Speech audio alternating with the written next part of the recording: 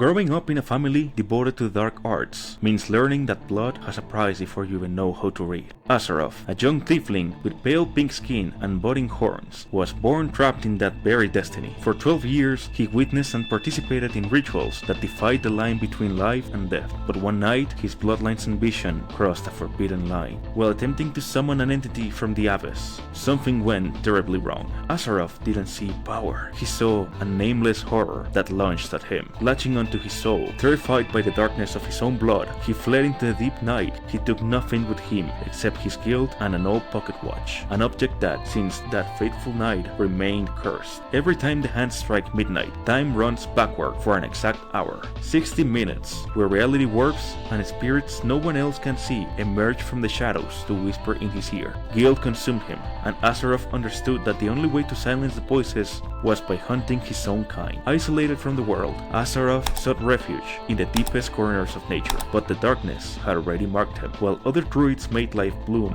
Azaroth's magic manifested death. Necrotic spores and decaying fungi sprouted from his hands, a physical reflection of his withered soul. With this cursed power, he began his hunt against dark cults. It was during one of these incursions that destiny changed its course. While raiding a bastion of forbidding mages, Azaroth rescued a wounded creature caught in the crossfire. Miklo, that involuntary rescue forged an unbreakable bond of loyalty. Shortly after, while tracking the threats of the same criminal organization, his path crossed with Sephora. She shared his cause, possessed the strength he lacked, and understood the danger of what was brewing in the shadows. Together, they formed an alliance, driven by a common desire to eradicate forbidden rituals and protect those who wouldn't defend themselves. Their search for the cold led them to a border town that, at first glance, seemed to be dying of neglect. There, they ran into a large and dangerous group of outlaws, but the real danger wasn't on the streets, it was in high places. Azaroth, with his cold and analytical mind, began to connect the threads of a conspiracy that threatened to devour the entire region. The mystery was hidden underground.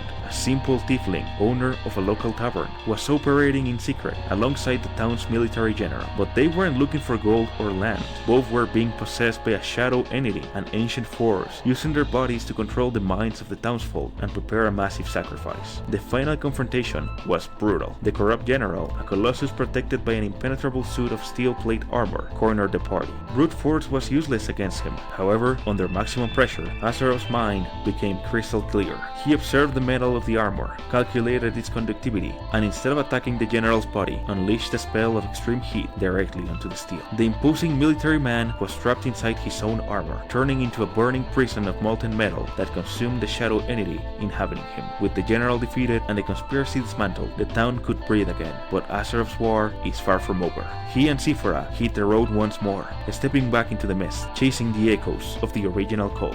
Having the ability to create these characters so they can live such epic stories is great, but it's even cooler to hold them in my hand and bring their adventures to life. Tell me about your favorite character. Who knows, they might just come to life in the next video. See you next campaign!